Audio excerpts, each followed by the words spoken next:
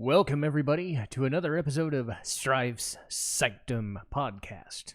My name is Citizen Strife, and this week we conclude .hack with .hack GU, specifically the last Recode version for PS4.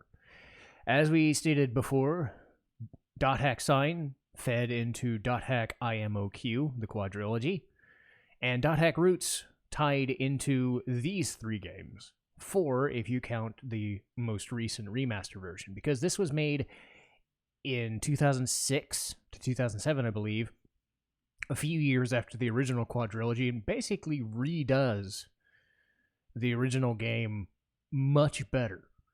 It still has its foibles, but I feel that there's enough going on character-wise, story-wise, voice acting-wise, and gameplay enough gameplay additions that this is the definitive .hack property.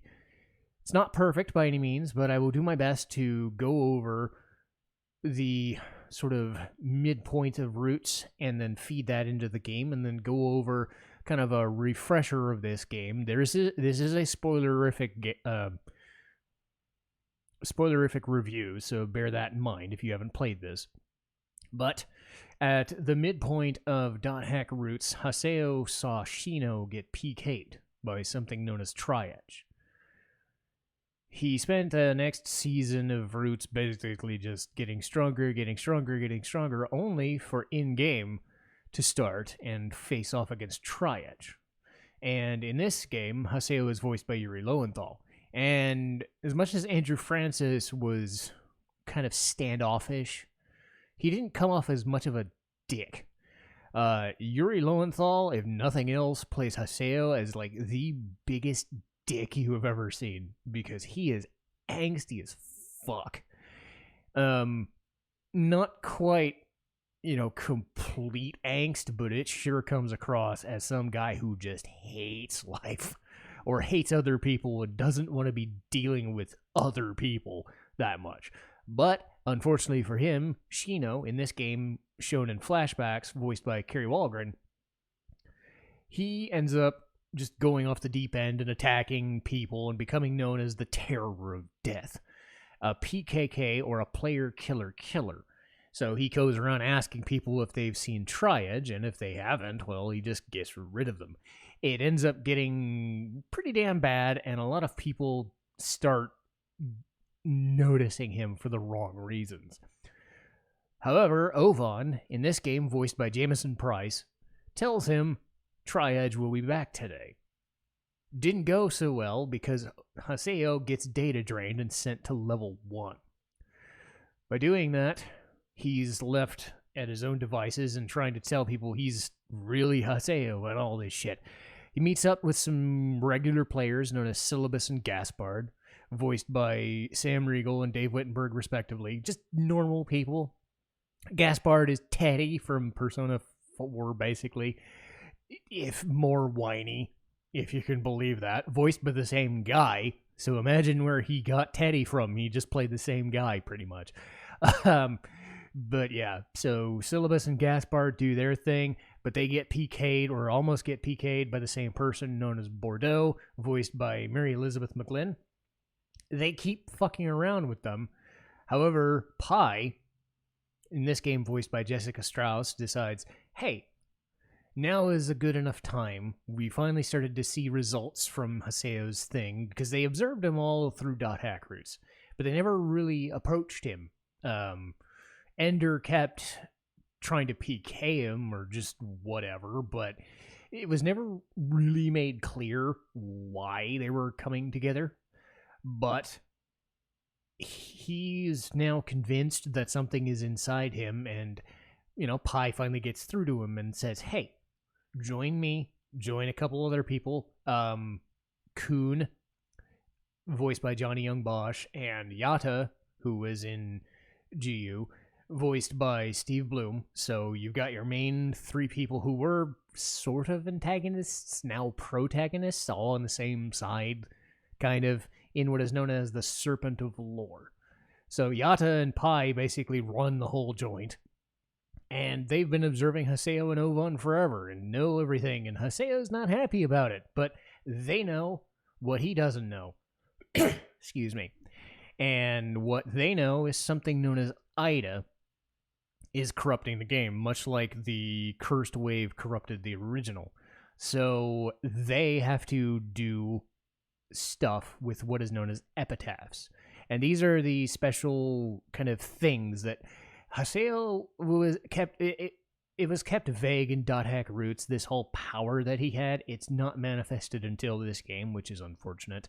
But basically, his whole job is to get through and learn about this epitaph power, use it responsibly, which he kind of doesn't.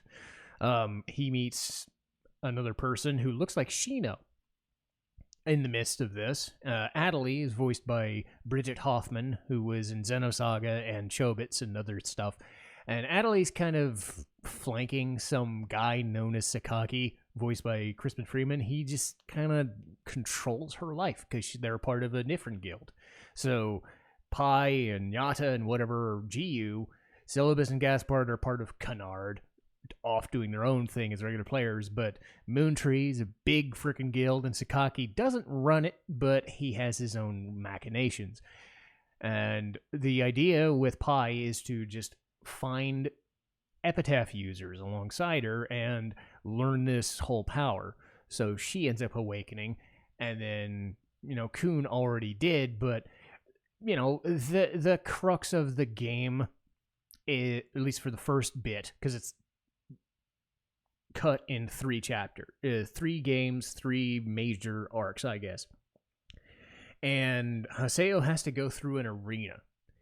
And he ends up using his epitaph power against people, unfortunately, and they can't see it. So he thinks he can just use it whenever. Problem is, if he uses that power, people become lost ones. So Kun doesn't like it, gets into a fight. They also end up fighting another epitaph user known as Endrance, who was Elk in the first game. So he grew up and is now voiced by Liam O'Brien and is just super effeminate. Just the super effeminate guy. He's flanked by Sakubo, voiced by Aaron Fitzgerald, this kind of like sister-brother combo. Like, one of them is just really annoying and talks about Endrance all the time. The other one is like, I like Haseo, as a like a older brother type, kind of thing.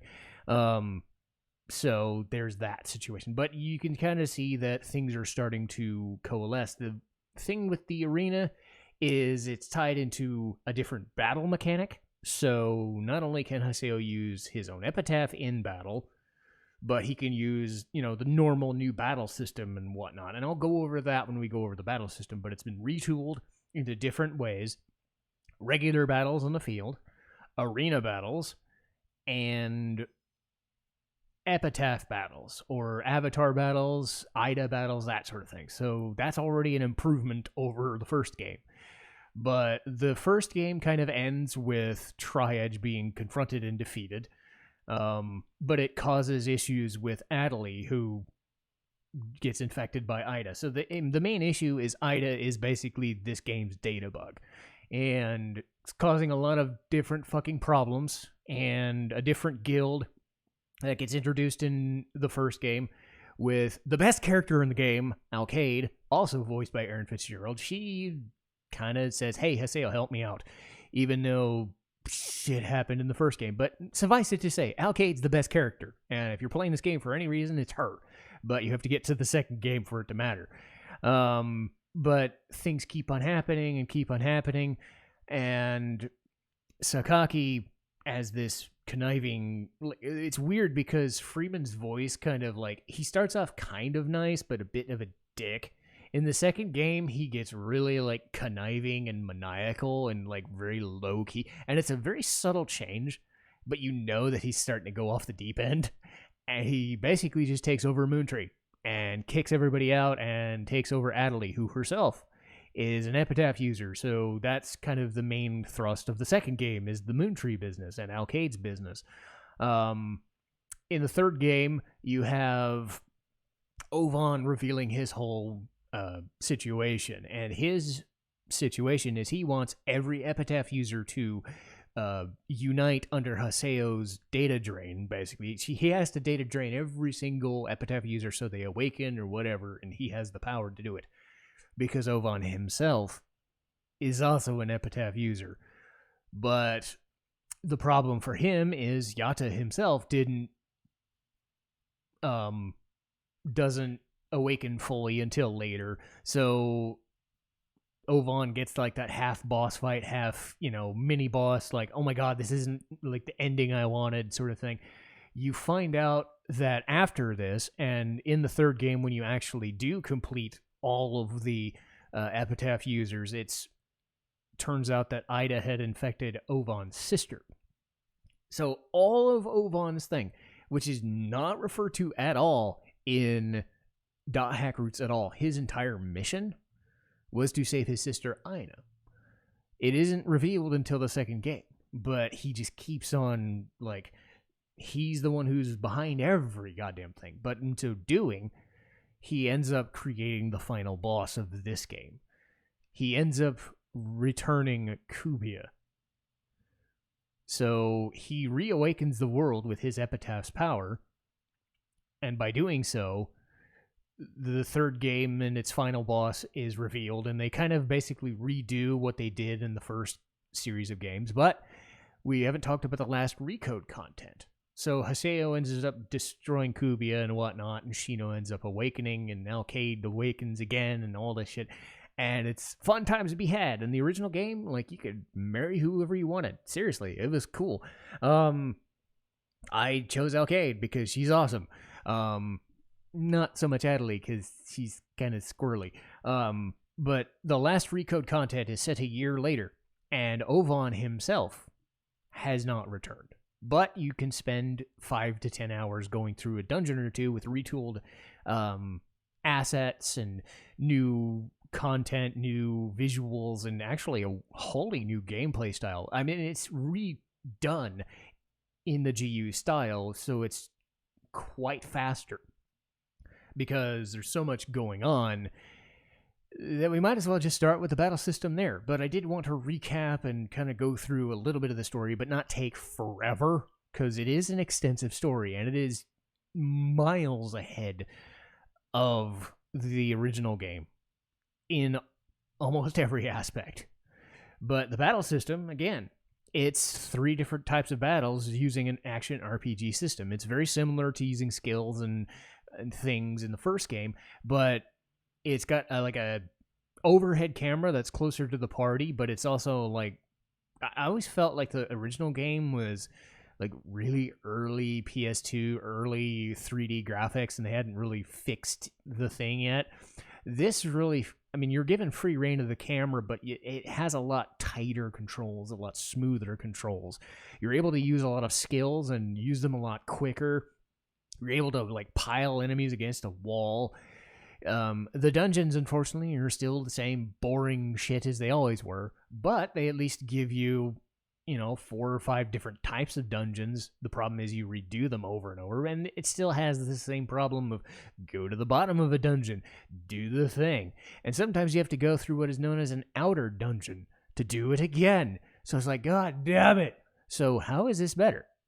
Well, they give you arena battles, which take the really slick action RPG content, but give you a chance to do more story bits. And they allow you to use like cool counterattack moves. You're able to sense when a person's starting to do a skill, you can interrupt that skill and do your own for extra damage. And you can pile on because this is like one of the chances you get to actually face off against other player characters rather than monsters. So it gives you a chance to try something slightly different, fighting a cleric to get rid of their spells, or go after the big heavy guys that are doing all the damage, that sort of thing. And then there's Ida battles or Epitaph battles, which is a wholly different battle scheme. You take the form of this avatar. In Haseo's case, it's known as Skaith. So the same Cursed Wave characters basically redone as avatars, and you fight them all. you fight these different kind of data bugs and people infected by the data bugs, and they all have like, there's like 10 to 20 different battles in this school scheme. So it's like, at least unlike the battles in the original game, the Epitaph Battles are like, you can do bullet hell shooter kind of things. You can do data drain skills. You can attack like close range attacks with a scythe. It's a wholly different battle scheme and a whole different experience, and at least changes the dynamic of the battles to at least get through the monotony of the normal system that is at play. As stated, just like the original, there is a desktop. So it's been redone, and there's a lot more cool shit to do on this desktop. There's a card game known as Crimson Versus. You take a leader, you take a couple of member cards, and then you fight, and you basically beat the shit out of them all. I mean, it's a card game. It's not as easy to understand as like Triple Triad, but it doesn't have stupid rules, basically. It has its own mechanic, but it's fine. You still have your forums. You can still talk to party members. You can even help get their affection meter up. Like I said, you can actually, in the end of the third game, if you level up your affection high enough and if you do what's known as the Forest of Pain mission and get a secret party member, you can actually, marry or cohabitate or whatever, in game. It's technically in game, so it's not like you're marrying somebody, but for all intents and purposes, you're marrying whomever you want. Of course, I chose Alcade, or Shino. That being said, Shino's always kind of been like more into Ovon, so I don't think Haseo would ever, be together, but you never know. Like, again, the game kind of wants you to pick Adelaide. But, I mean, if you wanted to, you could just say, hey, Ovon, we're friends, right? That's cool. Kun is like an awesome friend, friends forever kind of thing. So you don't have to. And it's actually pretty cool because there's like 20 characters you can select, and, some of them don't make sense at all and are there for comedic effect. But, there's at least 5 or 10 good options that make perfect sense to want to do something like that. It's not like a romance or social link mechanic, but it's slight, it's there, it's nice. The other cool aspect is something known as Opkalu, which gives you like, so in the first set of games and this game, you can, unlock a whole bunch of skills and shit.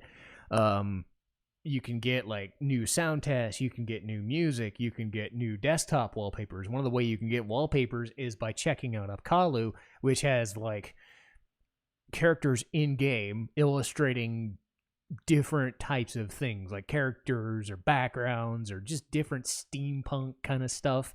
And it adds to the aesthetic of GU. They really retooled a lot of stuff in this game.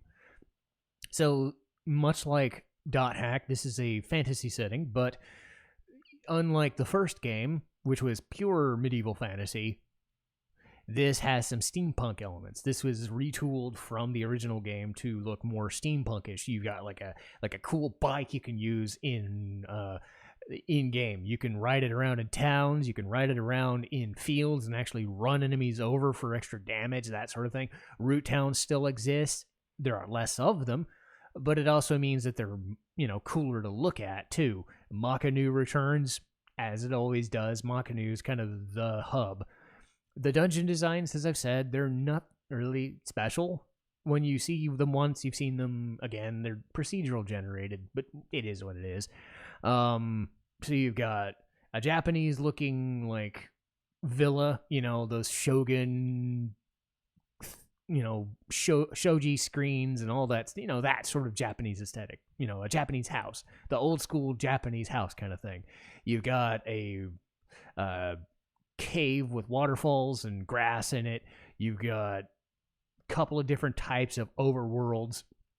And later on, they start adding in like thicker foliage dungeons, more forested areas. And then, like, these tower-looking places that you climb up that have these rolling balls like the Indiana Jones things. So they at least make an effort to try and make the different dungeons mean something. The outer dungeons themselves are kind of all blocky and AI-looking, like sci-fi, hacking stuff, like it should be. But again, the dungeons all feel the same, which kind of sucks. The desktop is also a lot different. It's a lot less like, I wouldn't know how to describe it, like darker and stuff like this. This desktop is a lot more minimalist. White background, black text sort of stuff, all grays and stuff. You could change the visuals and whatnot, but it's still very minimalist. I think the design of the first game was a lot more like pop oriented and had a lot more going for it. But you go back to it, it's fine. I think the music is a little bit better though. It has a distinct, I wouldn't even say if I would call it Middle Eastern or it's Asian style. It's very like medieval Japanese, like these little like flutes and shamisen and these little effects. It's all techno-ish and piano based, so it's like half piano, half techno kind of thing. But they'd always throw in these little flourishes of like, I don't even know what the instrument is, but you hear it in every song. But it definitely distinctly feels like a Japanese or an Asian style sound that I don't really hear in any other game, and I don't think I've heard like even in the original Dot Hack. So it's a distinctive soundtrack. So it is a better game across the board. So the main issue is, what is the negatives? Well, until about 60 to 70% of the way through the first game, Haseo is a fucking asshole. And again, that's the character they're going for, and Yuri Lowenthal plays him great, because I like Yuri in most things, but in this game, he really comes across as a fucking asshole. Because I talked in Roots that Haseo is more standoffish and just doesn't really care, but you get the sense like he wants to be a part of something, mostly because of Shino. But in this, he's just like, I don't fucking care about you. I'm just doing this for my own sake. And then when he gets power, he's just like, I'm better than you. You know, it comes off really fucking thick, and he's not likable at all. Eventually, he gets it, and part of the hero's journey is him accepting that people are his friends, or at least willing to be his friend if he stopped being a fucking dick about everything. You know, and admittedly, Yada and Pai are kind of the standoffish assholes, you know, trying to get him to do his own shit. But again, he eventually starts respecting them for what they bring to the table. So he becomes less of an asshole. But the early game, it's really fucking hard to like him, and it's not supposed to be. And you're not supposed to. The quests in this game are mandatory. So the other games, you didn't have to go with other party members, usually. But in the midst of story arcs, like you'd get through a story arc and then you set up the arena battles or whatever. And then you set up the arena. But before you do that, like Gaspard would go, hey, let's go fight a dude or something, you know, or let's collect something, you know. And a lot of, like, some of the side quests aren't mandatory and not really talked about, like fighting different types of PKs to unlock a secret character or two. You don't have to do that one. But the initial quests for opening side quests are mandatory dungeons. They help level you up and, you know, give you some characters, but it's like, why are you wrecking the story pace to have me go with these people that may or may not be my party members of my choice? You know, I don't want to deal with Gaspard. I don't want to deal with Sakubo. I mean, I don't hate Sakubo as much, but mage characters suck. In this game and the last ones, mage characters suck. They are not optimized very well. So sometimes Gaspard will just be, hey, let's go on a quest, you know, with syllabus or whatever. And it's like, no, I don't use you. I don't want to use you. And it's like, why the fuck do I got to do this just to get back to the story? It takes you like 20 to 30 minutes, maybe even 45 minutes to do a quest thing just to open up the side quest that isn't mandatory. It's like, no, can't I just do the Epitaph battle like I'm supposed to? No. So it's dumb. And of course, the repetitiveness in this game rears its head. Not as badly, but I'll give you an example. The same whole thing applies, where you have to go to the end of a dungeon. You almost always have to go to the God statue. You do. It sucks. you always almost have to open everything up, go into the thing, and then you get the cutscene to tell you what to do next. Sometimes you have to go through the dungeon in full, whether it's 3, 4, or 5 levels. Then you have to go through an outer dungeon in the second or third games just to get to that final area. So you have to technically maybe go through a 2-piece dungeon, which is nothing but dudes. There's no like flashy cool stuff or puzzles. Like the most you'll get is like unlocking a door, and it's like, no, this game is repetitive shit. The benefit is the battles are slightly different. So you have your normal battles, but then you'll have the Epitaph Battles, 20 or 30 of them throughout the game. And then you get the arena battles, which are nice. The problem is that they geared the arena to tell you parts of the story. So not only do you have to do the arena as a fun little thing, it is a mandatory thing, much like some quests that you have to do. So get used to, oh, hey, Haseo's just this unlikable dickhead, but he's going to the arena because this thing happened. And then next game happens, okay, tells him, hey, this thing happened. It's your fault. Help me out, and whatever. In the third game, it's, oh, no, Sakaki or whatever made this a fucking dungeon or fucking Ida server or whatever, and people are dying and we got to stop it. That sort of thing.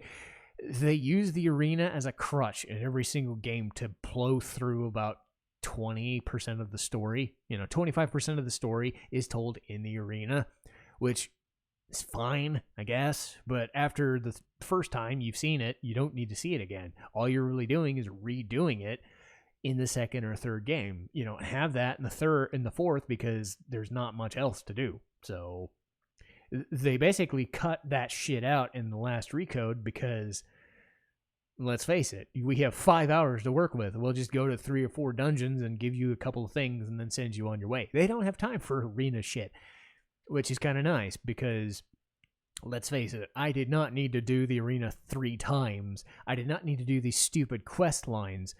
I just want to do the story. The story is great. The characters are great. The dub cast is great. I've rattled off so many goddamn names. Yuri Lowenthal, Mary Elizabeth McGlynn, Johnny Young Bosch, Steve Bloom, every voice actor who was a named actor in that 2000s to 2010s period, whether they were in like Persona, Ghost in the Shell, Bebop, you name it, anything that was in that, like, oh my god, they were in it, they were in this game. And it was like a murderer's row of awesome voice acting, and I'm sure the same applied for the Japanese version. And again, I'm focusing on the English, but again, you've heard me talk about these actors tons over the last year or so, and we'll keep doing so. But this is a game that, even by video game standards or anime standards, I was just like, dude, they stacked this to the brim with very good actors, and they had to, because the story is a much better story than the first game, because you have actual, characters that you have as villains, rather than a sort of like fight against a what do they call it? Force of nature? A force of nature villain, the Cursed Wave. Morgana was technically a villain in Dot Hack Sign, but in the actual game, they were just ephemeral beings that just wrecked shit up. They didn't really have a character, so Kite wasn't really fighting against people. But in this game, you're fighting against Sakaki, you're fighting against people in the arena, you're fighting against Ovon, who keeps leading you to this thing. So he keeps giving Haseo something to shoot for. He keeps giving the player something to shoot for as a person to vent their frustration out on, and it works. So you get these physical and mental reasons that you want to do these things. And despite the fact that the game is repetitive as shit and does, procedural generation, at least the arenas are there. At least the Ida and Epitaph Battles are there to give you something to work with. Because the fault of the original game was the dungeons were go fight, go into the dungeon, go to the bottom of the dungeon, sometimes data drain a guy, sometimes fight Kubia, sometimes fight a Cursed Wave. At least in this case, they changed the battle system to suit the needs of the narrative, and it, in most cases, ends up being a character that you're fighting against. In most cases, it's not a force of nature villain until the very end. So, .hack GU is what they were building towards. This was their second attempt to retell a story, and I think they did well. They reuse a lot of the mechanics, the people in comas, the Kubia situation. They reuse a lot of stuff from the original game series. But the characters, the music, the dungeon design, just the look and feel of the game, the pacing of the game in most cases, just everything is better. And I put GU up there with stuff like Xenosaga 1 and 3, or not Final Fantasy X, but certainly in that second or third tier, like the Persona games, like Persona 3, and 4, Final Fantasy X, not 10-2 or 12, fuck no. But, it's definitely an unsung hero of that PS2 era, which was very good when it came to JRPGs. Obviously Final Fantasy X is the top of the heap, Persona along with it, Persona 3 and 4, but holy fucking crap, this game is something that people should play and enjoy. It's basically everything .hack that you'd want in a sleek package, and now that the Recode thing exists, you don't have to fork over hundreds of dollars for the original copies. You can pay like $40 to $60, and it is worth it. It is absolutely worth it. It was one of my favorite games in the PS2 era. I'm glad that they redone it in the PS4, added some extra content, and, made things a lot sleeker. It is just a massive improvement. This is probably the best .hack thing that they've created other than Sign. And even then, it's not perfect, but I loved it when it came out. And I think people now in the PS4 era, PS5 era can enjoy it as well. But that should do it for me. And we're in an interesting situation because we've done the .hack thing for a while, but I think I've gone over what we're doing next time. Next time, we're going to do Toradora, one of the first harem shows. Well, technically, I guess it's a harem show in name only, I suppose, but it's a comedy. And again, I did Konosuba. This is a totally different experience.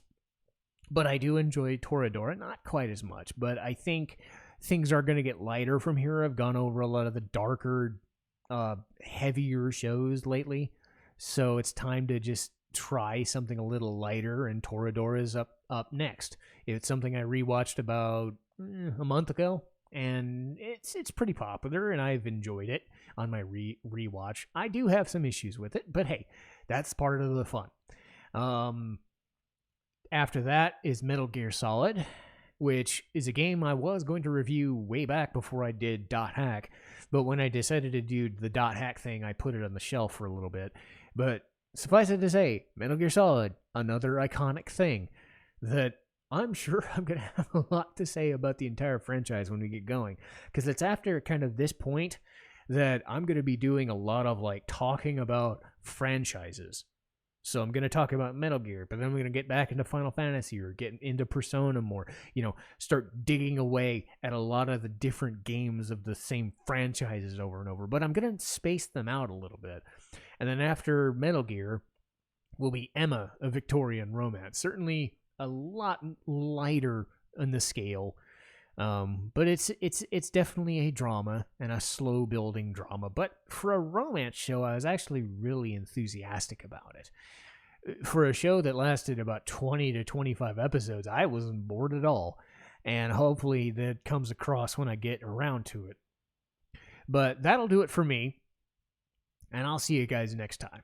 Citizen Strife, signing off.